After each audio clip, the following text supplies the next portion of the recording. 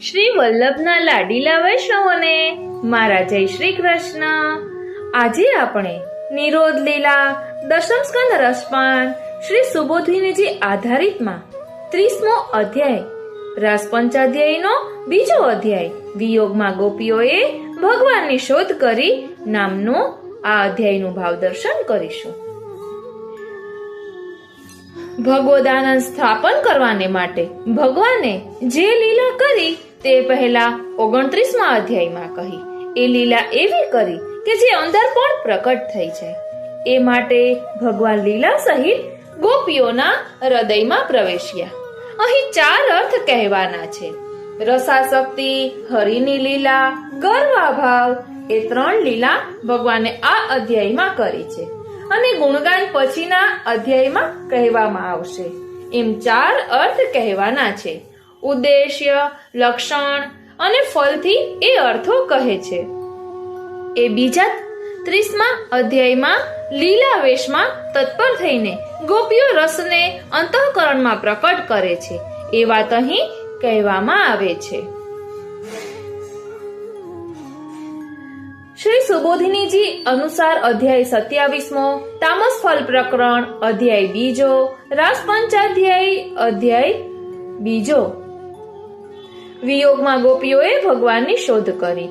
શ્રી શુક ઉવાચ અંતર્હિત ભગવતી સહસૈવ વ્રજાંગનઃ અતપ્યન સ્તમ ચક્ષણઃ કરિણ્ય ઇવ યુથપમ। શ્રી સુખદેવજી બોલ્યા, જ્યારે અંતર્ધાન થયા ત્યારે ગોપીઓએ ત્યાં એમને ન જોયા કે તરત હાથણીઓ હાથીને ન જોતા દુખી થાય તેમ દુખી થવા લાગ્યા। એટલે ગુણ વિશિષ્ટ ભગવાન અંતઃ પ્રવિષ્ટ થયા ત્યારે જ્યાં સુધી અંતરદર્શન ન કર્યું ત્યાં સુધી તાપ પામ્યા, કારણ કે તેઓએ ભગવાનને બહાર જોયા નહીં। તાપ સહજ હતો, તે કામકૃત હતો, તે તો દર્શન સ્પર્શ આદિ થાય તો જ નિવૃત્ત થાય, એ વગર તો તાપ ચાલુ જ રહે। એ સ્પર્શના અભાવથી હતો, માટે હાથણીનું દ્રષ્ટાંત આપ્યું। પછી અહીં કહે છે કે એ ભગવાનના દર્શન ન થવાથી તાપ ગોપીઓના હૃદયમાં થવા લાગ્યો। એની પહેલા તો ભગવાનની લીલા એમના હૃદયમાં દાખલ થઈ ગઈ। એ જ કહે છે કે પ્રભુની કાયિક ગતિ, સ્નેહ સંયુક્ત સ્મિત અને વિલાસ યુક્ત કટાક્ષ, મનોહર વાર્તાલાપ, વિહાર અને વિલાસ આ બધાથી આકર્ષાયેલું છે। ચિત્ત જેમનું એવા અને જેમની અંદર ભગવાનની સ્ફૂર્તિ થઈ છે એવા ગોપીજનો લક્ષ્મીના પતિની જુદી જુદી લીલાઓનું અનુકરણ કરવા લાગ્યા। એટલે અહીં સમજાવે છે કે ભગવાને ગોપીઓને કાયા, વાણી અને મનથી વશ કર્યા છે। એ ભગવત ભાવને પ્રાપ્ત થઈને ભગવાનની લીલા કરવા લાગ્યા। પ્રથમ ગતિ વડે કાયિક ચેષ્ટા કહી, ઇન્દ્રિય સહિત મનની ચેષ્ટા વશ કર્યાનું કહે છે। અનુરાગ એટલે માનસ સ્નેહ વાળું સ્મિત, સ્મિતનો વિલાસ ભગવાનના ભજનમાં રહેલી નિષ્ઠાનો ત્યાગ કરાવનાર છે। જો એમ ન કરે તો ગોપીને જ્ઞાન જ ન થાય, તેથી સ્મિતથી મોહિત કરી અંતર ભગવત સ્ફૂર્તિ થતા એના ધર્મોમાં રૂઢ થયા।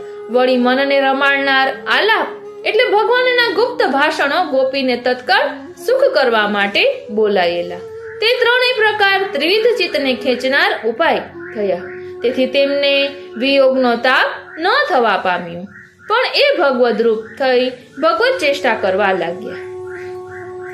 પછી અહીં આગળ કહે છે કે જુદી જુદી લીલાઓનું અનુકરણ કરવા લાગ્યા। પછી કહે છે ભગવાનનું ચાલવું, હાસ્ય, એમનું ભાવપૂર્વક જોવું અને એમનું બોલવું એ વિષયમાં ભગવાનનું સ્વરૂપ જ ગોપીજનોમાં આવી ગયું। તેથી કૃષ્ણના જેવો વિહાર અને વિલાસ કરતા આ કૃષ્ણ, હું કૃષ્ણ એમ તદ્રુપતા બતાવતા અબલા પ્રિયાઓ વ્યવહાર કરવા લાગ્યા। હવે તેનો ખુલાસો કરતા અહીં કહે છે કે ભગવત પ્રિયા એવા ગોપીજનો ભગવાનના જેવી ચાલ ચાલ્યા, ભગવાનના જેવું સ્મિત કર્યું અને ભગવાનના જેવું અવલોકન કરી એમાં જાણે ભગવાન જ પ્રવિષ્ટ થઈને બધું કરતા હોય એમ પ્રિયની મૂર્તિને ધારણ કરી ક્રીડા કરવા લાગ્યા। અન્યોન્ય અભિનિવેશ વગર ક્રીડા ન થઈ શકે। વિલાસમાં જે પોતાની દશા પ્રથમ હતી તેનાથી જુદી જાતની એની દશા થઈ ગઈ. એટલે તેઓ પ્રથમ ભોગ્ય હતી તે હવે કૃષ્ણના આવેશથી ભોગત્રી થઈ ગઈ અને આ કૃષ્ણ છે, હું કૃષ્ણ છું એમ કહેવા લાગી. એમાં એ ખોટી બોલતી ન હતી, પણ એ આસક્તિથી તદાત્મિકતા થઈ ગઈ હતી. કેવળ ધર્મી જ એમાં આવવાથી એ ધર્મી રૂપ હતા. એટલું જ નહીં, પણ ભગવાનના ધર્મો પણ બધા એમનામાં જોવામાં આવતા હતા. તેથી જ કૃષ્ણ વિહાર વિભ્રમહા એમ કહ્યું. પછી આગળ કહે છે કે એમ ભગવાનને ન જોવાથી તાપ થયો. ભગવાન લીલા સહિત હૃદયમાં પધાર્યા. તેથી લીલા અને ભગવાનના ઉપદેશથી સંબંધ થતા પ્રથમ તાપ મટાડવા માટે ભગવાનની શોધ કરવા લાગ્યા. ભગવદ ઈચ્છાથી ત્રણેયનો ઉપમર્દ થતા પણ પરસ્પર કાર્યમાં પ્રતિબંધકતા ન થઈ. જ્યારે ઉપરથી પ્રપંચ સંવેદન થયું ત્યારે પૂછવા લાગ્યા. એ વાત કહે છે કે બધા ઉચ્ચ સ્વરે ભગવદ ગુણ ગાવા લાગ્યા અને ઉન્મત્તની જેમ એક વનથી બીજા વનમાં શોધવા લાગ્યા અને આકાશની પેઠે પ્રાણી માત્રમાં અંદર અને બહાર રહેતા ભગવાનને માટે વનસ્પતિઓને ગાંડા માણસની જેમ પૂછવા લાગ્યા. હવે તેનો ખુલાસો કરતા અહીં કહે છે કે લાકડામાં ભીનાશથી ધૂમ એટલે કે ધુમાડો નીકળે છે, તેમ મનુષ્યના હૃદયમાં સ્નેહ થાય તો વિયોગ અવસ્થામાં એના હૃદયથી ગુણગાનાત્મક શબ્દ નીકળે છે. તે બહાર અને અંદર વ્યાપીને રહે છે. તેમાં પણ ધૂમમાં તારતમ્ય હોય તેવું તારતમ્ય રહે. તેથી અહીં ધર્મી અને ધર્મ અધિક હોવાથી ગોપીઓનું જ્ઞાન એ ઉત્તમ ગણાય છે. કારણ તો એ જ કે જેમ ભગવાને ગાન કર્યું ત્યારે એ સાંભળી ગોપીઓ આવી, તેમ ગોપીઓ જ્યારે ભગવાનને ત્યાં નથી જોતી ત્યારે પોતે ગાન એટલા માટે કરે છે કે જેમ વેણુનાદને સાંભળી અમે આવ્યા હતા તેમ અમારા શબ્દને સાંભળીને ભગવાન અમારી પાસે આવે. આ ગોપીઓનો ભાવ કૃત્રિમ હતો. તેથી તો તેઓ પોતાની મેળે વેણુના શબ્દને સાંભળીને મળ્યા. જ્યારે બધા મળ્યા ત્યારે વિશેષ જ્ઞાન થયું કે ભગવાન આપણી સાથે નથી. ત્યારે શોધવા લાગી. એમાં પણ શરૂઆતમાંથી તિરોધાન સ્ફૂર્તિ નથી. તેથી અનિયત વૃત્તિવાળા થયા. એ ઉન્મત્તવત એ શબ્દથી કહ્યું. જેમ ઉન્મત્ત સ્વ પર એટલે કે પોતાનું અને પારકું એવો વિવેક જાણતો નથી, તેમ વસ્ત્ર ખસી જાય એનું અનુસંધાન રાખતો નથી. તેવી ગોપીઓની અવસ્થા થવાથી એક વનથી બીજા વનમાં ગયા. એટલું જ નહીં, પણ ગાંડાની જેમ બીજાને પૂછવા પણ લાગી. શ્રી સુખદેવજી અત્યારે સર્વત્ર રહેલા ભગવાનને જુએ છે. જો ભક્તિ સહિત જ્ઞાન હૃદયમાં પ્રકટ થાય તો બીજો પણ ભગવાનને જોઈ શકે છે. એવા વ્યાપક ભગવાનને પરિચ્છિન્ન માની આ ગોપીઓ પૂછવા લાગી. એ પણ આત્મામાં ન જોતા, બીજા ચેતનને ન પૂછતા અચેતન એવા વૃક્ષોને પૂછવા લાગી. કારણ કે વનસ્પતિઓ વૈષ્ણવ રૂપ છે. વૈષ્ણવાવે વનસ્પતય એમ શ્રુતિ કહે છે. એનો પૂછવાનો આશય તો એટલો જ કે મૂઢ હોય છતાં વૈષ્ણવો જ વિષ્ણુ ગતિને જાણે છે, પણ અત્યંત ડાહ્યો પણ જે અવૈષ્ણવ હોય તે વિષ્ણુ ગતિને જાણતો નથી. એમ ધારી તેમણે ભગવાન ક્યાં છે એમ વનસ્પતિને પૂછ્યું. જ્યારે એ જવાબ નહીં આપે ત્યારે ભગવાન સ્વરૂપનું આ વૃક્ષોને જ્ઞાન નથી એનું કારણ બતાવી એને છોડી બીજાને ભગવત ગતિ જાણતા હશે એવી સંભાવનાથી પૂછશે. એમ કરી પોતાની ભગવાનમાં આસક્તિ છે એ અન્વેષણથી સિદ્ધ કરશે. આસક્તિ વિના ભગવાનનું અન્વેષણ ન કરે. આસક્તિ ન હોય તો એની ગેરહાજરીમાં પોતાને ઘેર પહોંચે. બીજાને પૂછીને પોતાના હૃદયની વાત પ્રકટ કરવાનું સાહસ કોઈ ન કરે. માટે અન્વેષણ એ રસાશક્તિ સૂચક છે. એ કર્યા પછી ભગવદ લીલા પ્રકટ થશે. તેથી ભગવદ રૂપ થઈ લીલા કરશે અને ગર્વનો અભાવ થશે. ત્યાં આ અધ્યાય સંપૂર્ણ થશે. ગુણગાન આ પછીના અધ્યાયમાં આવશે. એટલે હવે અહીં કહે છે કે વનસ્પતિઓને ગાંડા માણસની જેમ પૂછવા લાગી. તેનો ખુલાસો આપણે સમજ્યા. હવે આગળ કહે છે કે હે અશ્વત્થ એટલે કે પીપળા, હે પ્લક્ષ એટલે પીપળ, હે ન્યગ્રોંધ એટલે કે વડલા, પ્રેમ, હાસ્ય અને અવલોકન વડે અમારા મનનું હરણ કરનાર તમારા સંબંધી નંદકુમાર તમે ક્યાંય જોયા છે? હે પૂર્બક, હે અશોક, હે નાગકેસર, હે પૂનાંગ, હે ચંપાઓ, સ્મિત માત્રથી માનવતીઓના ગર્વને હરનાર બલરામના નાના ભાઈને તમે ક્યાંય જોયા છે? હે કલ્યાણી તુલસી, હે ગોવિંદ ચરણ પ્રિય, અલિકુલ એટલે કે ભ્રમરોની સાથે તને ધારણ કરનાર, તેથી તને અત્યંત પ્રિય અચ્યુતને તે જોયા છે? હે માલતી, હે મલિકા, હે જાય, હે જોઈ, શ્રી હસ્તથી તમારો સ્પર્શ કરી તમારી પ્રીતિને વધારતા શ્રી કૃષ્ણ અહીંથી પધાર્યા, તેમને તમે ક્યાંય જોયા ખરા? શ્રીનાથજી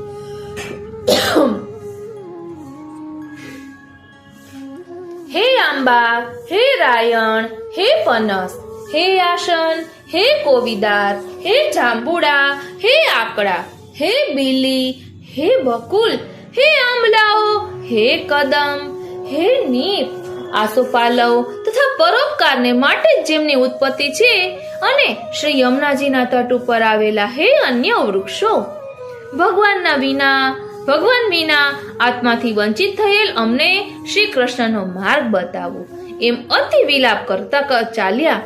તેઓને દીનતા પ્રકટ થઈ ત્યારે ભગવત ચરણારવિંદ જોવામાં આવ્યા.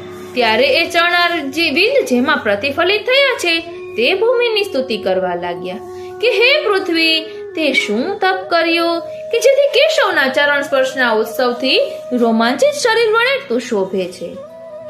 હવે તેનું અહીં કહે છે કે એમાં 3 કારણની સંભાવના કહે છે. એ કાં તો ભગવત ચરણ સ્પર્શથી થાય, તેમને વામન ભગવાનના ચરણનો સંબંધ સર્વ શરીર વ્યાપી થયો એનાથી થાય, અને વરા ભગવાને આલિંગન કર્યું તેથી થઈ શકે. એમાં કયા કારણથી તું પુલકિત છે એ અમને કહે. આમ કહેવાથી પૃથ્વીને ગોપીઓએ સ્વસમાન કહી છે. પછી આગળ કહે છે કે હે હરિણી, પ્રિયા સાથે મળીને આ માર્ગથી ચાલતા તમારા નેત્રોને શીતલ કરતા અચ્યુતને હે સખી તમે જોયા કે શું? કેમ કે કાંતાના અંગ સંગથી કૂચ ઉપરનું કુમકુમ લાગવાથી રંગાયેલી ગોકુલપતિની કુંદ પુષ્પની માળાની સુગંધ અહીં આવી રહી છે. પોતાની ભુજા પ્રિયાજીના ખભા ઉપર રાખી બીજા શ્રી હસ્તમાં કમળ ધારણ કરતા બલરામજીના નાના ભાઈ કે જેની પાછળ તુલસીના મકરંદના લોભી ભમરા ચાલે છે, તેવા ભગવાન અહીંથી પધાર્યા. ત્યારે તમે કરેલા પ્રણામને પ્રેમપૂર્વક અવલોકન કરી એમણે તમને અભિનંદન આપ્યા. અહીં પ્રશ્ન કર્યો છે, વનસ્પતિના બાહુ વડે આલિંગિત લતાઓને પૂછવું તો ન જોઈએ, પણ એમને ભગવાને પોતાની આંગળીઓનો સ્પર્શ કરાવ્યો હોવો જોઈએ, જેના વડે એ પુલકિત દેખાય છે. તેથી એને પણ પૂછ્યું કે તમે અમારા ભગવાનને અહીંથી પધારતા જોયા? એમ અન્વેષણથી ગોપીઓના હૃદયમાં ભગવાન રસરૂપે સ્થિર થાય એ વાત કહેવામાં આવી. તેથી આ અધ્યાયમાં 3 અર્થ કહેવાના છે. એમાં રસાસક્તિ કહેવામાં આવી. હવે ભગવદ લીલા એ દ્વિતીય અર્થ તે ગોપીજનોના હૃદયમાં પ્રકટ થયો એ કહે છે. એ કહેતા પ્રથમનો ઉપસંહાર અને દ્વિતીયનો ઉપક્રમ કરે છે. શ્રી સુખદેવજી બોલ્યા, એમ શ્રી કૃષ્ણને શોધવામાં દીન બલેલા ગોપીજનો ઉન્મત્ત વચન બોલીને હવે તેઓ ભગવદ રૂપ થઈને ભગવદ લીલાનું અનુકરણ કરવા લાગ્યા. એટલે અહીં ખુલાસો કરે છે કે ભક્તિ વડે અત્યંત મત્ત થઈ ગઈ, કેટલીક રોષને લઈને થોડી ગાંડી બની ગઈ. એમાં કોઈક દ્વેષ ભાવને સ્વીકારી મત્સર કરી ક્રીડા કરવા લાગી. સત્વ આદિ ગુણથી નવ લીલા કરે છે. તેથી શકટ આદિથી આવિષ્ટ ગોપીમાં ન્યૂન ભાવ નથી, કેમ કે સર્વત્ર લીલામાં એને ભગવત બુદ્ધિ છે.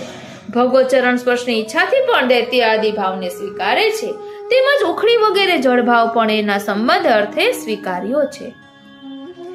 પછી કહે છે કે એમાં કોઈક પૂતના થઈ ત્યારે શ્રી કૃષ્ણ થયેલ ગોપીએ એના સ્તનનું પાન કર્યું. એક ગોપી બાળક જેવી થઈને રોવા લાગી.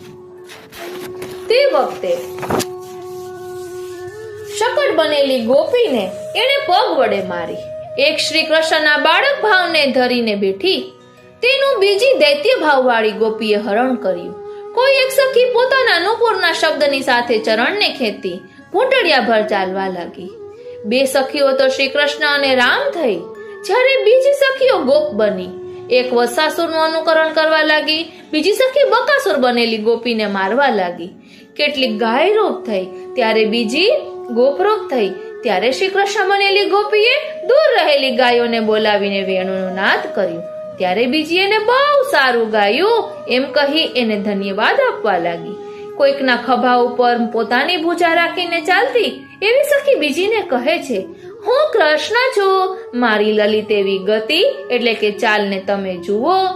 એમ શ્રી કૃષ્ણમાં મન રાખીને બોલી. આમાં કાયા અને વાણીની બે ચેષ્ટા બતાવી. પૂર્વ શ્લોકમાં મન વડે ચેષ્ટા કર્યાનું કહ્યું. હવે બીજી રીતે 4 પ્રકાર કહે છે. તમે વાયુ અને વર્ષાનો ભય ન રાખશો, કેમ કે એનાથી તમારું રક્ષણ મેં કર્યું છે. એમ બોલી એક હાથથી પોતાનું વસ્ત્ર ઊંચું રાખવાનો યત્ન કરતી ગિરાધારણની લીલા બતાવે છે. હે નૃપ, એક સખીની ઉપર બાજુએ આરોહણ કર્યું અને બોલી, હે દુષ્ટ સર્પ, હું ખલને દંડ આપનાર પ્રકટ થયો છું, માટે તું અહીંથી ચાલ્યો જા. એમાંથી એક બોલી, હે ગોપો, ભયંકર દાવાનળ સળગે છે તેને જુઓ. તમે તમારા નેત્રો જલ્દી બંધ કરી લો, હું તરત તમારું કલ્યાણ કરીશ. બીજી સખીએ કોઈ સુંદરીને ફૂલની માળા વડે ઉખડી સાથે બાંધી. ત્યારે સુંદર દ્રષ્ટિવાળી એ ભય પામીને મોઢું છુપાવીને ભયનો દેખાવ કરવા લાગી. લીલા આસક્તિમાં ઇત્યુન્મત્ત વચઃ, એ શ્લોકથી વચનનો ઉપસંહાર કર્યો ન હતો, પણ પ્રશ્ન પૂછતી હતી. એ લીલાનો ઉપસંહાર કર્યો નથી, તેથી હમણાં વચમાં લીલાવેશ બતાવીને એ લીલા બંધ થતા વૃંદાવનના લતા અને વૃક્ષોને પાછી ગોપીઓ પૂછવા લાગી. એ જ કહે છે કે એમ વૃંદાવનના લતાપતા અને વૃક્ષોને પૂછતા ગોપીજનોએ વન પ્રદેશમાં પરમાત્માના ચરણ ચિહ્ન જોયા. મહાત્મા નંદના પુત્રના આ પગલા સ્પષ્ટ જણાય છે, કેમ કે એ ચરણમાં ધ્વજ, કમળ, ચક્ર, અંકુશ અને યવ વગેરેના ચિહ્ન સ્પષ્ટ છે. તે પગલાને અનુસરીને અબડાઓ આગળ ચાલી ત્યાં તો કોઈ વધુના ચરણની સાથે ભગવત ચરણને જોઈને દુખી થઈને કહેવા લાગ્યા, જેના ખભા ઉપર ભગવાનનો બાહુ રહેલો છે તે જેમ હાથીની સૂંઢમાં સૂંઢ મેળવીને ચાલે તેમ ભગવાનની સાથે ચાલનારી આ કોણ છે, જેના પગલા ભગવાનના ચરણની સાથે જોડાજોડ જોવામાં આવે છે. આ સખીએ તો ભગવાનનું ખરેખર આરાધન કર્યું હોવું જોઈએ, કેમ કે એ ભગવાન એના હરિ અને કર્તુમ અકર્તુમ અન્યથા કર્તુમ સર્વ કરવા સમર્થ થયા છે. એ આરાધન વગર ન થાય, કેમ કે જે ભગવાને એની ઉપર પ્રસન્ન થઈને અમને છોડી અને એકાંતમાં લઈને ગોવિંદે એને સંપૂર્ણ લાભ આપ્યો, એવું વિશેષ કૃપા વગર ન બને.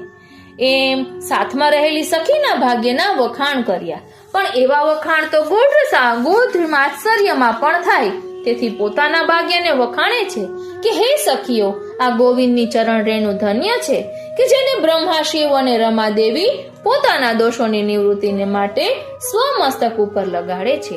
એ સખીના પગલા અમારા મનને અત્યંત ખેદ કરે છે. એનું કારણ એટલું જ કે સમસ્ત ગોપીજનોને ભોગ્ય એવા ભગવાનનો અધર એ એકલી ભગવાનને દૂર લઈ જઈને સ્વયં ભોગવે છે. અહીં ઘાસ આવી જવાથી એ સખીના પગલા દેખાતા નથી, તેથી એના પગના તળિયા બહુ કોમળ હોવાથી ઘાસમાં ધરતા એના પગને દુઃખ થતા પ્રિય એને અધર ઉઠાવી દેખાય છે. પોતાની પ્રિયાને શણગારવા માટે પ્રિય તમે અહીં પુષ્પ વીણવાનું કાર્ય કર્યું છે, કારણ કે ફણાભર થવાથી પ્રિયના પગલા આખા દેખાતા નથી. કામી એવા પ્રિયે પ્રિયાજીના કેશ ગૂંથવાનું કામ અહીં કર્યું છે. એના મસ્તકનો શ્રૃંગાર કરતા ભગવાન અહીં કાંતાની પાસે બિરાજ્યા હોય એમ ચોક્કસ જણાય છે. આત્મામાં રતિ કરનાર આત્મારામ અખંડિત છે, છતાં ભગવાને એની સાથે અહીં રમણ કર્યું. એનું કારણ તો એ જ કે લોકમાં સ્ત્રીઓની દુષ્ટતા અને કામી પુરુષોની દીનતા એને સ્પષ્ટ કરવી છે, નહીં તો અચ્યુતને એમ કરવું સંભવે નહીં. શ્રી સુખદેવજીએ કહ્યું, એમ બતાવતા વિકળ ચિત્તવાળા ગોપીજનો ફરતા હતા. એટલામાં બધી સ્ત્રીઓને વનમાં છોડીને જે એક ગોપીની સાથે ભગવાન ગયા હતા, એ ગોપીને એમ થયું કે બધી ગોપીઓને છોડી ભગવાન મારી પાછળ ફરે છે, માટે હું સર્વ સ્ત્રીઓમાં શ્રેષ્ઠ છું. કેમ કે બધી ભગવાનને મળવાની ઈચ્છાવાળી ગોપીઓને છોડી પ્રિય મને એકલીને ભજે છે. ત્યારે એ ગોપી વન પ્રદેશમાં જઈને કંઈક ગર્વ કરીને કેશવને કહેવા લાગી, હવે મારાથી ચાલી શકાતું નથી, માટે આપને જ્યાં ઈચ્છા હોય ત્યાં મને તેડીને લઈ ચાલો. એમ પ્રિયાને કહ્યું. ત્યારે ભગવાને પ્રિયાને કહ્યું કે ખભા ઉપર બેસો. હવે તેનો ખુલાસો કરે છે કે જે ગોપીને ભગવાને સાથે લીધી હતી તેનામાં એ વખતે અભિમાન દોષ ન હતો, પણ અત્યારે એને પણ અભિમાન દોષ પ્રકટ થયો, તેથી હું ચાલવાને અસમર્થ છું એમ બોલી. ભગવાને એનો ઉત્તર આપ્યો કે તમે સ્કંધારોહણ કરો. પોતાના ખભા ઉપર પોતે ચડવું અશક્ય છે, તેમ ભગવાન ભક્તને ઉઠાવીને લઈ જવાને અશક્ત છે એવો ઉત્તર મળ્યો. ભગવાને એનું માન જોયું અને પોતે દર્શન આપતા બંધ થયા. આ બધું દોષનું કાર્ય સમજવું. જ્યારે એ ગોપીએ ભગવાનને પણ પોતાને ઉઠાવવાની આજ્ઞા કરી ત્યારે તેણે અયોગ્ય આચરણ કર્યું. એ વખતે કાળ વગેરે તે વધુની બુદ્ધિનો નાશ કર્યો, તેથી તે પોતે પણ પશ્ચાતાપ કરવા લાગી. આ ખુલાસો શ્રી મહાપ્રભુજીએ શ્રી સુબોધિનીજી કારિકામાં કર્યો છે. પછી અહીં કહે છે કે એમ પ્રિયાને કહ્યું ત્યારે ભગવાને પ્રિયાને કહ્યું કે ખભા ઉપર બેસો. એટલું કહીને ભગવાન ત્યાં દેખાયા નહીં. ત્યારે તે વધુ ત્યાં પશ્ચાતાપ કરવા લાગી. હા નાથ, હા રમણ, હા પ્રેષ, હે મહાભુજ, આપ ક્યાં છો? આપની દીન દાસીને હે સખે સમીપમાં રાખો, દર્શન આપો. પેલા વિહવળ બનેલા ગોપીજનો ભગવાન માર્ગને શોધતા હતા. એટલામાં પ્રિયના વિયોગથી મોહ પામતી દુઃખિત સખી એમની નજરે પડી. પેલા ગોપીજનો એમ સમજેલા કે ભગવાન આપણને દુઃખી કરવાને કૌતુકથી અન્યત્ર ચાલ્યા કરે છે, પણ પોતાના દોષથી ગયાનું જ્ઞાન એમને થયું ન હતું. જો પહેલા એમ લાગ્યું હોત કે અમારા દોષને લીધે ભગવાન દર્શન નથી દેતા તો એ દોષ દૂર કરવાનો તેઓ પ્રયત્ન કરત, પણ એવું સ્વદોષનું જ્ઞાન તો પ્રભુની કૃપાથી થાય છે. પોતાની મેળે પોતાના દોષનું જ્ઞાન થતું નથી. એ બતાવવા માટે ભગવાને એક ગોપી પોતાની સાથે લીધી, તેને પાછળથી છોડી દીધી. તેને પોતાનો દોષ ભગવદ ઈચ્છાથી જણાતા બધી વાત એ સખીઓ પાસે તેણે કરી બતાવી. તે સાંભળી આ ગોપીજનોને પણ ખબર પડી કે ભગવાન આપણા દોષથી દર્શન આપતા બંધ થયા છે. ભગવાનને આપણને છોડવાનું કોઈ કારણ ન હતું, પણ આપણે અભિમાન કર્યું તે જ ભગવાનના દૂર થવામાં કારણ છે. એ જ કહે છે કે એ સખીનું કહેવું થયું કે મને ભગવાન સાથે માન થયું અને મારી દુષ્ટતાથી મેં ભગવાનનું અપમાન કર્યું. એટલું કહેતા એ ગોપીજનો પરમ વિસ્મય પામ્યા અને નિશ્ચય કર્યો કે આપણે ભગવાનને મેળવવા અન્વેષણ આદિ ઉપાય કર્યા, તે ભગવદ મિલનના સાધનરૂપ નથી, પણ આપણા દોષથી ભગવાન પધાર્યા છે. તે દોષ છોડવાનો પ્રયત્ન કરવો જોઈએ. હવે ભગવત પ્રસન્નતા કેમ થાય એને માટે દેહ પડતા સુધી સાધન કરવાનો નિશ્ચય કરીને કહે છે કે પછી એ ગોપીજનો જ્યાં સુધી ચંદ્રની ચાંદની દેખાય ત્યાં સુધી વનના પ્રદેશમાં ફર્યા અને જ્યાં અંધકાર જોયો ત્યાંથી એ પાછા ફર્યા. કેમ કે ભગવત સંબંધવાળી છે, તેથી જ્યાં અંધકાર એટલે કે તમો ગુણ હોય ત્યાં જાય નહીં. ભગવાનમાં જ મનવાળા, ભગવત સંબંધી વાતો કરનારા, ભગવાનની ક્રિયા કરનારા અને ભગવાનમય થઈને એ ભગવાનના ગુણોને ગાવા લાગ્યા. જેમાં આત્મા, ઘર વગેરેની એમને વિસ્મૃતિ થઈ ગઈ. એમને ઘર કે પોતાના આત્માનું સ્મરણ ન થયું ત્યારે તેમણે શું કર્યું? તો કહે છે કે તે બધા એવા ભાવવાળા છે કે પાછા કાલિંદીના પુલિન ઉપર આવ્યા. એમને તો ભાન સરખું નથી. તે પ્રથમ જે સ્થાનમાં હતા તે સ્થાનમાં કેમ પહોંચી શકે એવી શંકા થાય તો તેના ઉત્તરમાં કહેવાનું કે એ શ્રી કૃષ્ણની ભાવનામાં તત્પર છે, તેથી શ્રી કૃષ્ણના અનુભાવથી યમુનાના કાંઠા ઉપર પહોંચ્યા. એમાં પોતાની બુદ્ધિનો ઉપયોગ કર્યો નથી. ભગવાન અહીં પધારે એવી ઈચ્છાથી એ બધા મળીને સદાનંદ શ્રી કૃષ્ણનું ભગવત ગુણગાન કરવા લાગ્યા. હવે અહીં તેનો ખુલાસો કરે છે કે ભગવાન અમારી સાથે રતિ કરશે. પ્રથમ શ્રી યમુનાજીની કૃપાથી ભગવાને કૃપા કરી હતી, તે ફરી એમની કૃપાથી અમને મળશે એવી આશાથી ગોપીજનો યમુના કાંઠે આવ્યા. મળીને કીર્તન કરવાનો હેતુ તો એટલો જ કે કોના ભાગ્યથી ભગવાન મળે એ કહી ન શકાય. તેથી બધા મળીને ગાન કરવા લાગ્યા. બીજું સાધન તો એમની પાસે ન હોવાથી ગાન કરવા લાગ્યા. કેમ કે દોષ મટાડવામાં ભગવત ગુણગાન જ મુખ્ય સાધન છે. દોષ મટશે તો ભગવાન સ્વયં ત્યાં પધારશે. શ્રી કૃષ્ણમાં આસક્તિવાળા ગોપીજનો ગુણથી 9 પ્રકારના અને સ્વરૂપથી 2 પ્રકારના છે. એ સમુદાયથી અથવા પૃથકતાથી જુદા ગર્વ છોડી ગુણગાન કરવા લાગ્યા. એમને બીજું સાધન હતું નહીં. પોતાના જીવનને માટે પણ ભગવત ગુણગાન એમને પ્રિય લાગ્યું. પોતાને એકલાને મળશે એવી ખાતરી ન થતા બધા મળીને ભગવાનના વિવિધ ગુણોને ગાન કરવા લાગ્યા. આ ખુલાસો શ્રી મહાપ્રભુજીએ શ્રી સુબોધિનીજીમાં કર્યો છે. પછી અહીં કહે છે કે ભગવાન અહીં પધારે એવી ઈચ્છાથી એ બધા મળીને સદાનંદ શ્રી કૃષ્ણનું ભગવત ગુણગાન કરવા લાગ્યા. પુનઃ પુલિનમાગત્ય કાલિંદ્યઃ કૃષ્ણ ભાવનઃ સમવેતા જનુઃ કૃષ્ણ તદાગમન કાંક્ષયા. ઇતિ શ્રી ભાગવત દશમ સ્કંદ પૂર્વાર્ધનો બીજા તામસ પ્રકરણના ચોથા ફલ પેટા પ્રકરણનો વીર્ય નિરૂપક બીજો અને ચાલો વિયોગમાં ગોપીઓએ ભગવાનની શોધ કરી નામનો 30મો પ્રક્ષિપ્ત 3 અધ્યાય બાદ કરતા 27મો અધ્યાય અહીં વિરમે છે. બોલો શ્રી વલ્લભાધીશ કી જય. આજનો આ સત્સંગ શ્રીનાથજી, શ્રી યમુનાજી, શ્રી મહાપ્રભુજી અને શ્રી ભાગવત ભગવાનના ચરણારવિંદમાં સમર્પિત કરું છું. જય શ્રી કૃષ્ણ.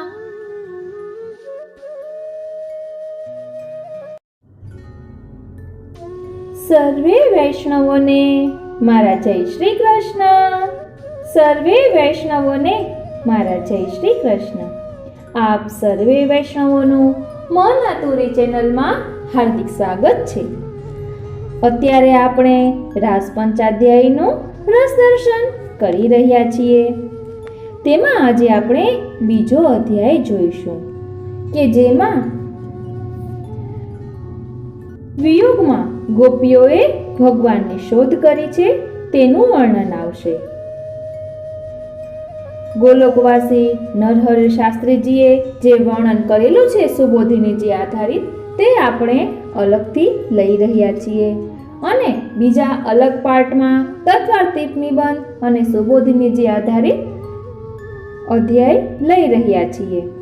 આજે અહીં વિયોગમાં ગોપીઓએ ભગવાનની શોધ કરી છે તેનું વર્ણન આવશે. તો સૌપ્રથમ ગઈકાલે જ મેં કાલિંદી બેટીજીના 12મા શિક્ષાપત્રના વર્ણનમાં સાંભળ્યું હતું, કારણ કે તેમાં પણ શ્રી સ્વામિનીજીની જલ્પના છે.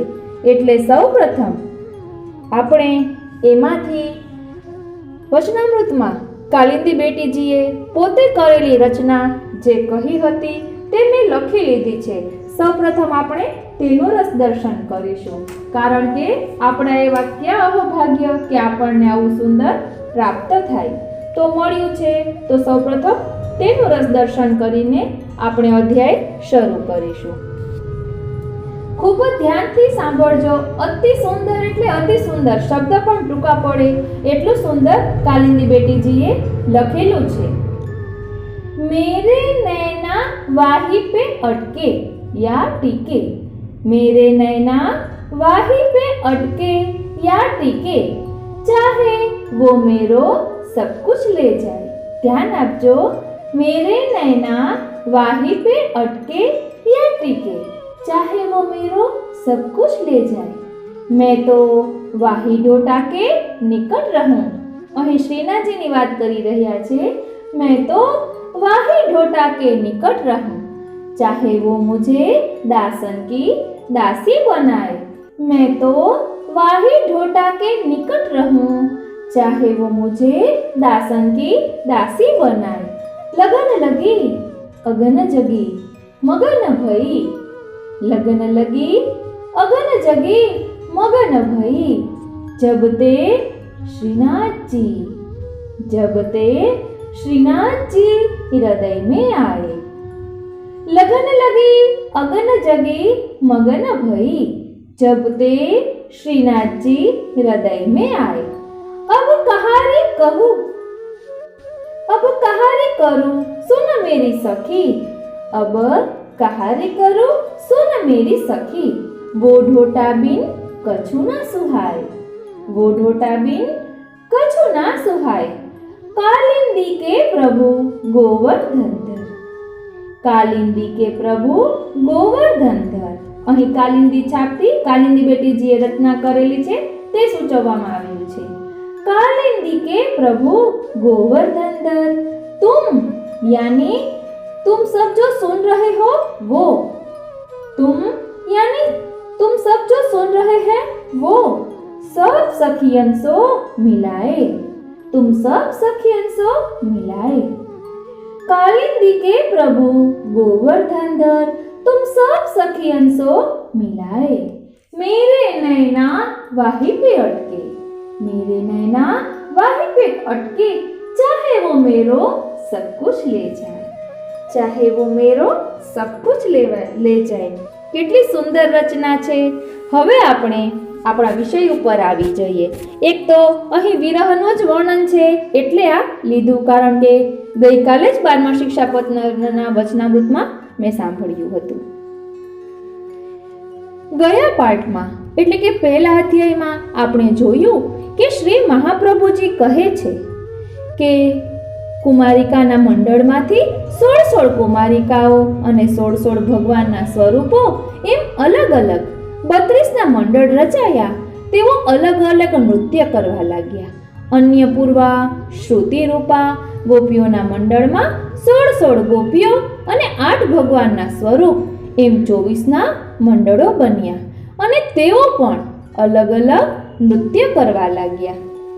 एवं भगवतः कृष्णलब्ध स्माना महात्मनः आत्मानं मेनिरे स्त्रीणां मानिन्योभ्यधिकं भुवि. લઘુરાસના મધ્યકાળમાં ગોપીઓના હૃદયમાં અભિમાનની એક કલા ઉત્પન્ન થઈ કે ભગવાન સાથેના શાસ્ત્રાર્થમાં અમે ભગવાનનો પરાજય કર્યો, અમારી જીત થઈ, ભગવાનને અમારી વિનંતી સ્વીકારવી પડી. હવે આપણે આગળ જોઈશું. જીવનમાં એક સૂત્ર ધ્યાનમાં રાખવા જેવું છે. જીવનમાં અનંત અપરાધ ભગવાન સહન કરે છે, પણ જે ક્ષણે જીવને પોતાપણાનું અભિમાન થાય છે તે અપરાધ ભગવાન સહન કરી લેતા નથી. જે ક્ષણે અભિમાન થાય એ જ ક્ષણે ભગવાન તે જીવને પોતાનાથી અલગ કરે છે. ગોપીજનોના મંડળને અભિમાન થયું એટલે તે જ ક્ષણે ભગવાન તેમના મંડળમાંથી અંતર્ધ્યાન થયા. આ અંતર્ધ્યાન થવાની લીલા 2 હેતુથી ભગવાને કરી. એક હેતુ હતો ગોપીજનોનું અભિમાન દૂર કરવાનો, બીજો હેતુ હતો તેમના પર અનુગ્રહ કરવાનો. ભગવાન અંતર્ધ્યાન થતા ગોપીજનોના હૃદયમાં જે પરમાનંદ ઉછળતો હતો તે એકદમ અદ્રશ્ય થઈ ગયું. ભગવાનની સુંદર ચાલ, મનમન મુસ્કાન, પ્રેમ ભરેલા કટાક્ષ નેત્રો વગેરે સંભાળીને વ્રજ ભક્તોને ભગવાનમાં તન્મયતા થઈ ગઈ. શ્રી સુખદેવજી કહે છે કે રાજા કીટ ભ્રમર ન્યાય સંસારમાં પ્રસિદ્ધ છે. કીટ ભ્રમર ન્યાય સંસારમાં પ્રસિદ્ધ છે. ભમરી ઈયળને ઉપાડી પોતાના દરમાં લઈ જાય છે, તેને વારંવાર ડંખ મારે છે. ઈયળને સતત એવા જ વિચાર રહે છે કે હમણાં ભમરી આવશે અને મને ડંખ મારશે, હમણાં ભમરી આવશે અને મને ડંખ મારશે. આમ ભમરીનું ધ્યાન કરવાથી ઈયળનું શરીર ભમરી બની જાય છે. તે ભમરી બની ઉડી જાય છે. ઈયળ મરીને બીજા જન્મે ભમરી બનતી નથી.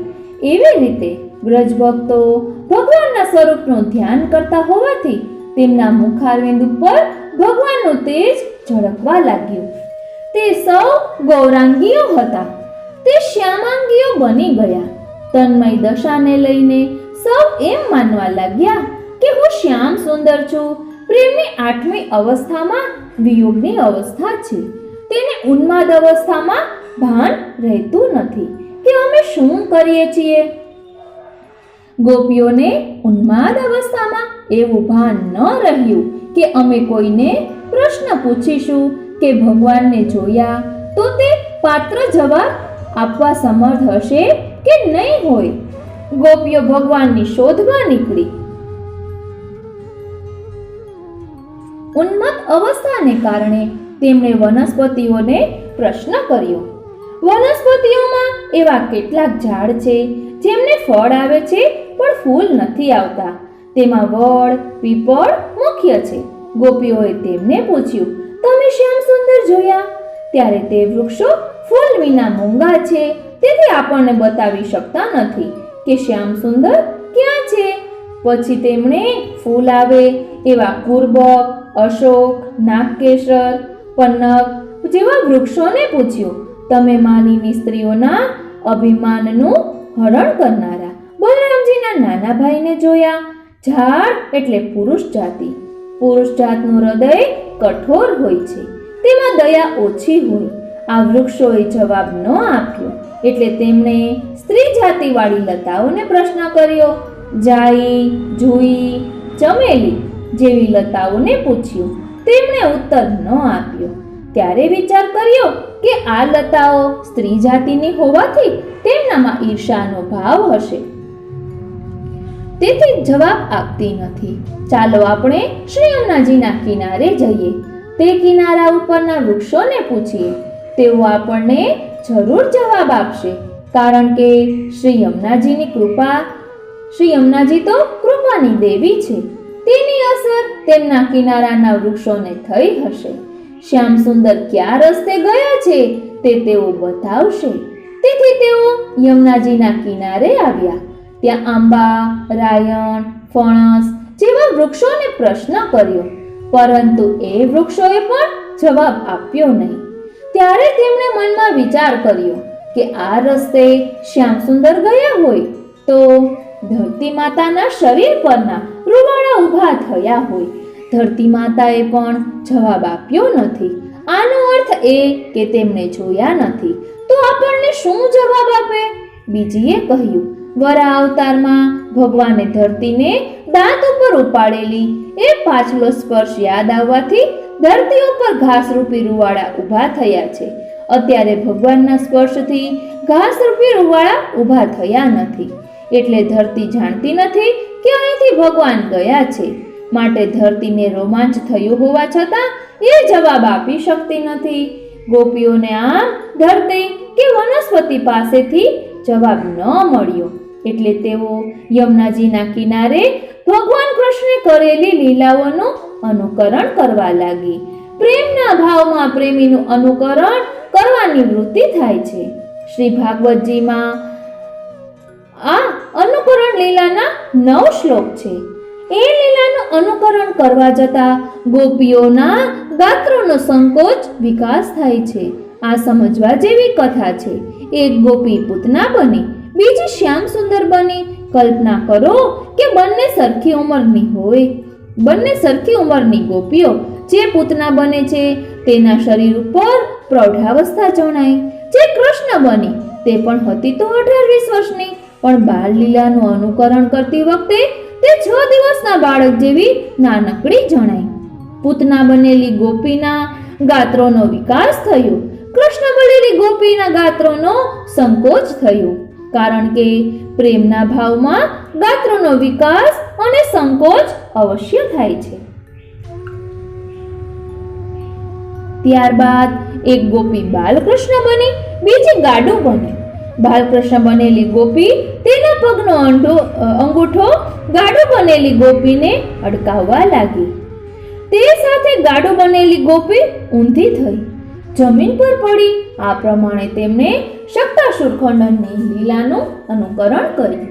બીજી ગોપી બલરામ બની અને તેની સખી કૃષ્ણ બની. બંને ભાઈ નંદબાવાના આંગણામાં ભાંખોડિયા ભરતા હોય તેમ રીંગણ લીલા કરવા લાગી. કેટલીક ગોપીઓ ભગવાનના સખા બની, કોઈ શ્રીદામા તો કોઈ મધુમંગલ, કોઈ તોપ તો કોઈ અર્જુન. તેમણે વત્સાસુર અને બકાસુર વધની લીલાનું અનુકરણ કર્યું. એક કૃષ્ણ બની વાંસળી વગાડવા લાગી, દૂર ગયેલી ગાયોને બોલાવવા લાગી. કેટલીક ગોપીઓએ નાગદમન લીલા કરી. એક ગોપી નાગ બની, બીજી ગોપી કૃષ્ણ બની. તેના માથે ઊભી રહી તાંડવ નૃત્ય કરવા લાગી.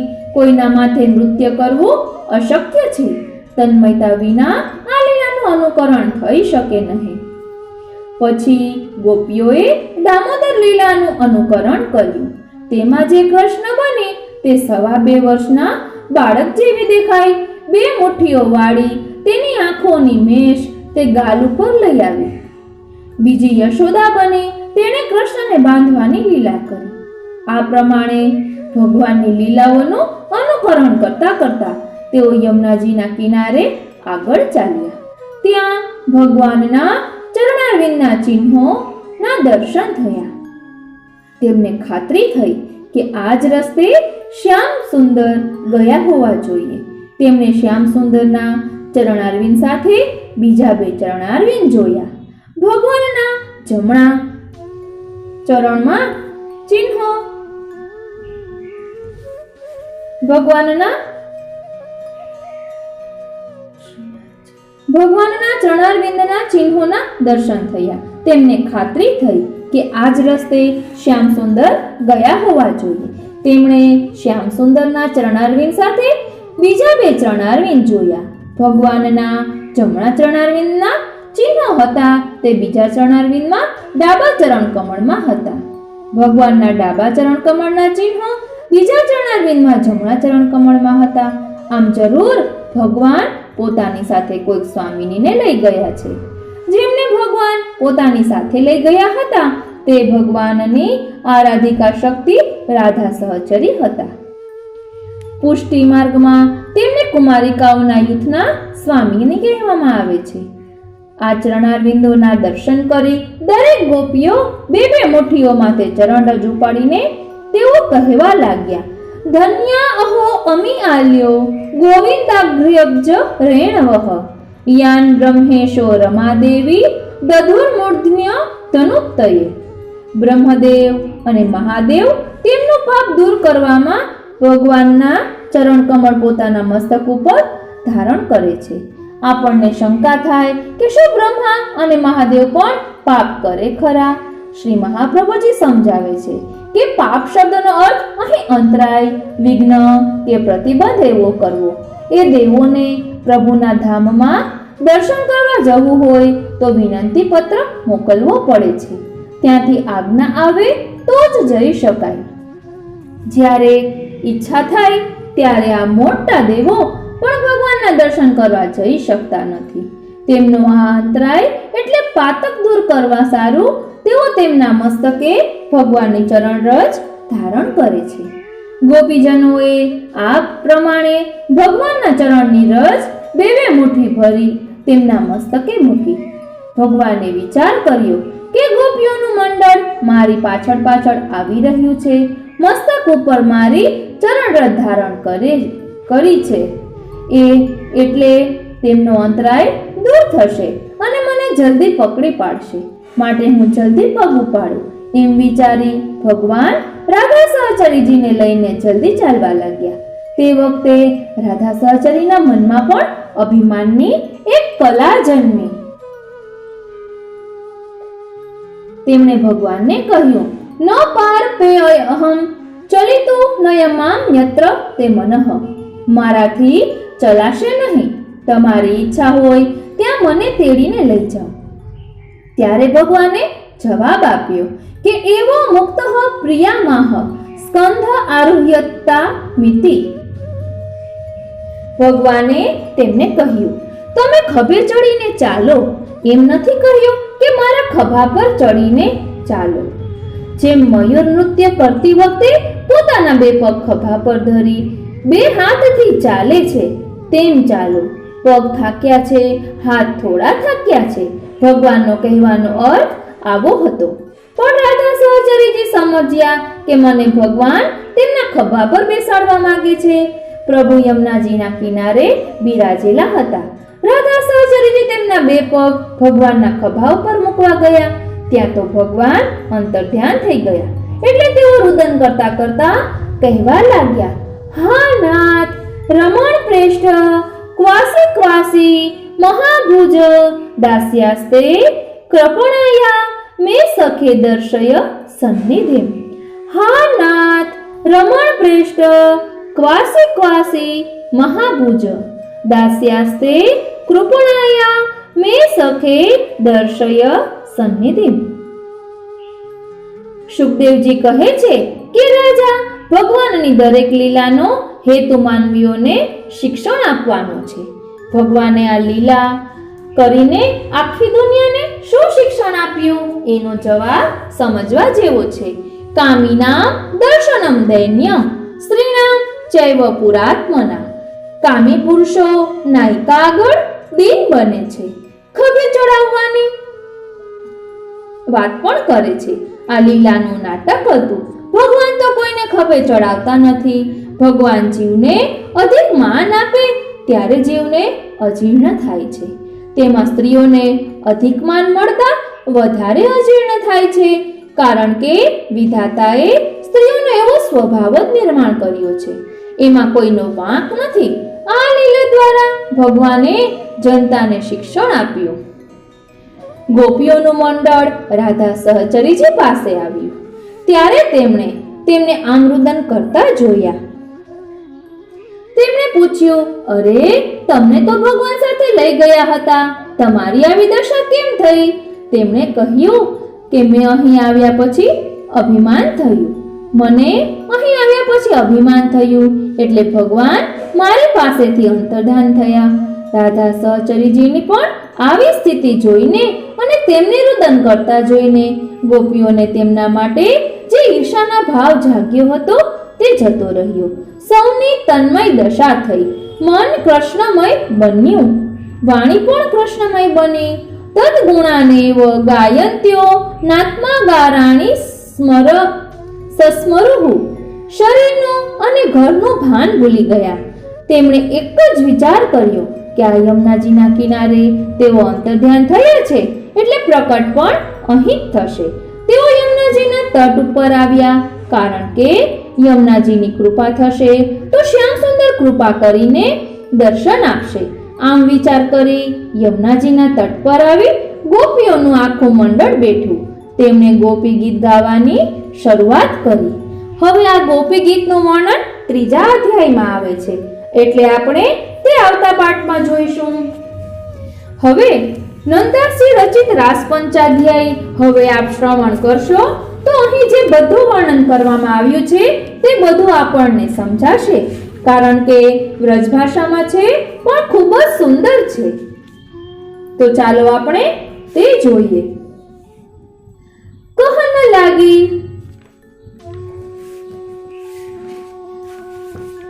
અધ્યાય બીજો નંદાસી રચિત રાસ પંચાધ્યાય. મધુર વસ્તુ જો ખાય નિરંતર સુખ તો ભારી, બીચ બીચ અમલ કટુ તિકત તો અતિ રુચિકારી.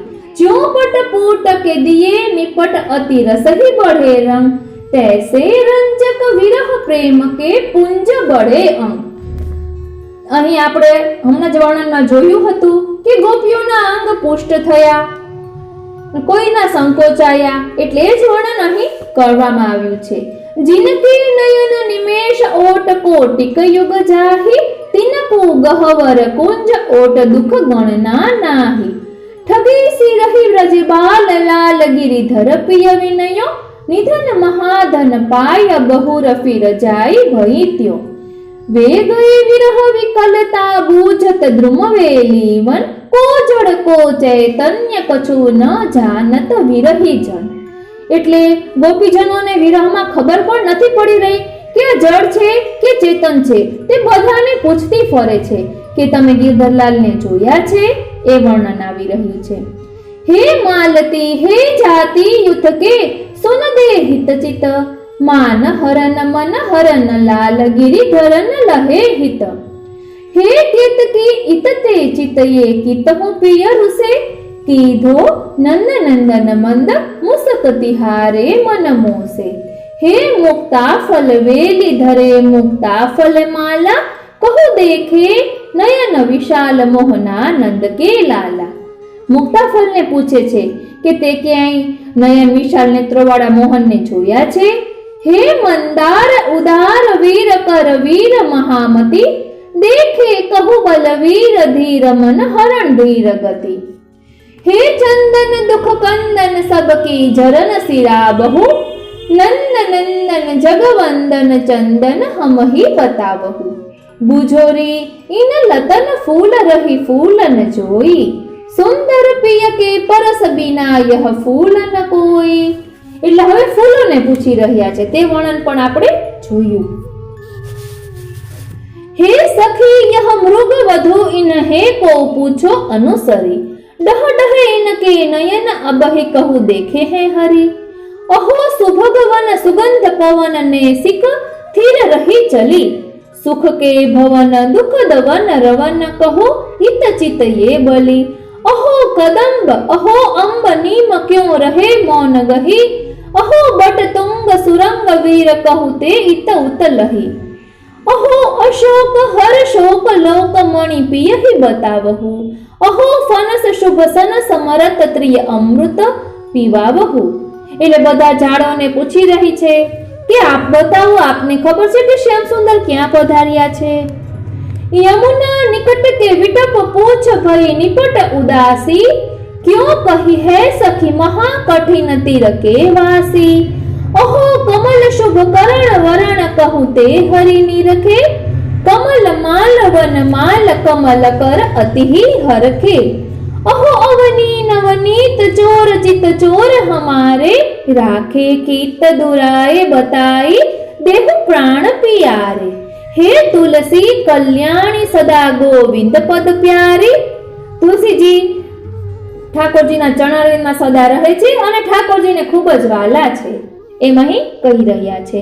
ક્યો ન કહો સખી નંદ સુવન સો દશા હમારી, जहां आवत तम पुंज कुंज गहवर तरु छाही, अपने मेख चांदने चलत सुंदरी निहिमाही। यह विधि मन धन ढूंढ बुझ उन्मद की नाई, करन लगी मन हरण लाल लीला मन भाई। એટલે ગોપીજનો હવે ઠાકોરજી જે લીલા કરી હતી એ બધી લીલાઓનું અનુકરણ કરવા लाग्या। હવે તેનું વર્ણન આવે છે। मोहन लाल रसाल की लीला इनही सोहे, केवल तन्मय भई कछु न जाने हमको है। એટલે પોતાનું બધું સાનભાન ભૂલી ગઈ અને ઠાકોરજીએ જે બધી લીલા કરેલી છે તેનું અનુસરણ કરવા લાગી। હરિ કી ચલન વિલોકન હરિ કી બોલન હેરન, હરિ કી ગાયન ઘેરન તેરન ચહુપટ ફેરન। हरि केसी वनते आवन गावन अति रस रंगी, हरि केसी कौतुक रचन नचन नित ललित त्रिभंगी। कोई गिरिवर अंबर को कर धर बोलत है तब, निडर इनहि तर रहो ग्वाल गोपी गायन सब। भृंगी भयते भृंग होय यह कीट महाजड़। અહીં કીટ ભ્રમણ ન્યાયનું આપણે હમણાં વર્ણન જોયું તે કહી રહ્યા છે। कृष्ण प्रेम ते कृष्ण होय कछु नहीं अचरज बड़, जो रज अज कमला शिव खोजत योजत जोगी हिय, सो रज वंदन लगी सिर धरन लगी त्रिय। એટલે હમણાં જ આપણે વર્ણન જોયું ને કે જેની ચરણરજ મેળવવા કે જેમના દર્શન કરવા, એટલે શંકર ભગવાનને ને બધા મુનિજનોને પેલા વિનંતી પત્ર લખવો પડે છે, પછી ઠાકોરજીના દર્શન કરી શકે છે। તે વર્ણન આપણે જોયું એ અહીં વર્ણન કરી રહ્યા છે। એટલે આપણે ભાગવતજીમાંથી પહેલા વર્ણન વાંચ્યું હોય કે મનન ચિંતન કર્યું હોય, પછી નંદાસી રચિત વાચ પંચાધ્યાયનું પઠન કરીએ તો ખૂબ સુંદર રીતે સમજી શકાય। जहां निरखे भीग जग मगात प्यारी पिय के पग, चिते परस्पर चकित भई जुर भली तिहि मग। मग એટલે રસ્તો, એટલે प्यारीजीना ने ठाकोरजीना चरणारविंदना दर्शन थया हता ने ए वात आवे छे। चकित भई सब कहे कौन यह बाळ बड़ भागीन अस, परम कांत एकांत पाय पीवन जुवधर रस। એટલે બધી ગોપીજનો આશ્ચર્ય પામી કે પ્રભુ કોને લઈને પધાર્યા।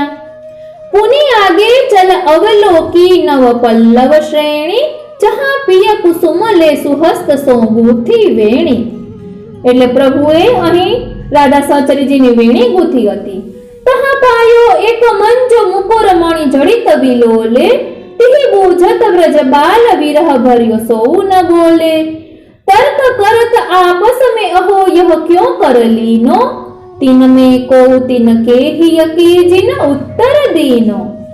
बेनी बुहन समय छबीले बैठे पीछे जब, सुंदर वदन विलोकत सुख को अंतर भयो तब। ताते मंजुल मुकुर सुकर ले वाल दिखायो, श्रीमुख को प्रतिबिंब सखी तब सन्मुख आयो। એટલે રાધા સહચરીજી આગળ દર્પણ રાખ્યું હતું ને પાછળ ઠાકોરજીની વેણી ગૂંથી રહ્યા છે, એટલે દર્પણમાં સખીને પોતાનું પણ મુખારવિંદ દેખાયું। એટલે હવે અહીં આગળ કહે છે, ધન્ય કહત ભઈ તાહી નાહી કछु મન મે કોપી, નિર્મત્સર જે સંતતિન કી ચુડામણી ગોપી, ઇનની કે આરાધે હરિ ઈશ્વર વર જોઈ, તાતે અધર સુધાર સનિર્ધક પીવત સોઈ। सो पुनि अभिमान भरी तब करन भगीतिय, मोते चल्यो न जात तहा तुम चलन कहत पिय। એટલે હવે અહીં આ રાધા સહચરીને પણ સૌભાગ્યમત થયું કે હું કેટલી સુંદર છું, એટલે પ્રભુ મને એની સાથે લઈ ગયા। અને હવે તે પ્રભુને કહે છે કે પ્રભુ હું તો થાકી ગઈ છું। એટલે ઠાકોરજી કહે છે કે ખભે બેસી જાઓ, એટલે પોતાના ખભે બેસવાનું નથી કહેતા, તે આપણે હમણાં વર્ણન જોયું, તે અહીં સમજાવી રહ્યા છે। सो पुनि अभिमान अभिमान भरी तब करन भगीतिय, मोते चलियो न जात जहां तुम चलन कहत पिय। पुनि आगे चली तनक दूर देखी सोई ठाडी, जासो सुंदर नंद सुवन पिय अतिरति बाड़ी। गोरे तन की जोत छूट छवि छाय रही घर, मानो ठाडी कनक वेली कंचन अवनी पर। ज्यों घन ते बिछुरी बिजुरी नौतन छवि काछे, कीधो चंद्र सोरूस चंद्रिका रही गई पाछे। नयनन ते जलधार हार धोवत घर धोवत, भ्रमर उड़ाए न सकत वासवश मुखडिंग आवत। क्वासी क्वासी पिय महाभाऊ यो वदत अकेली, महाविरह की ध्वनि सुन रोवत खग मृग वेली।